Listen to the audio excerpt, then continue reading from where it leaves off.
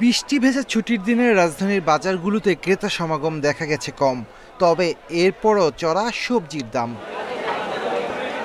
রাজধানীর বাজারগুলোতে সরবরাহ কমতি ছিল না সবজির, তবে সব সবজি কেজিতে বেড়েছে 10 থেকে 15 টাকা।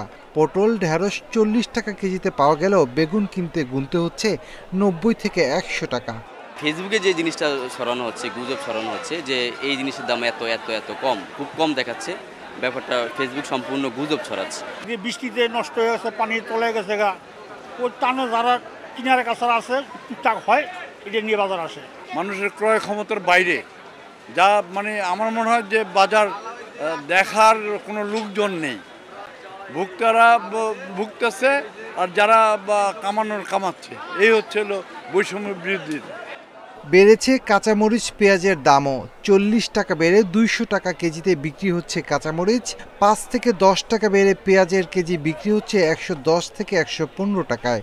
আলুর বাজারও কিছুটা চড়া। কাঁচা বাজারের কাঁচামরিচটাও একটু হাতের নাগারের বাহিরে।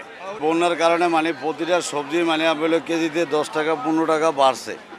যেরকম বেগুন আগে ছিল 90 থেকে 100 টাকা, বর্তমানে হইলে সর্বনিম্ন 100 টাকা, উপরে 140 টাকা। এদিকে বন্যার্ত মানুষের ত্রাণ হিসেবে মুড়ি, চিড়া ও গুড়ের চাহিদা বেড়েছে কাউরান বাজারে, তবে চাহিদা অনুযায়ী বাজারে পাওয়া যাচ্ছে না পর্যাপ্ত পণ্য।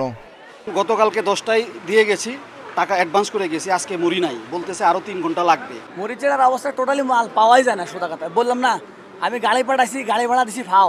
আমি আজকে কালকে রাত থেকে ঘুরতেছি চেনার জন্য, আমি 1600 কেজির জন্য আসছিলাম, মাত্র 200 কেজি পাইছি। বাজারে পণ্যের দাম নিয়ন্ত্রণ রাখতে নজরদারি বাড়ানোর তাগিদ ভোক্তাদের। Shafil Alam Sujan, independent news, Dhaka.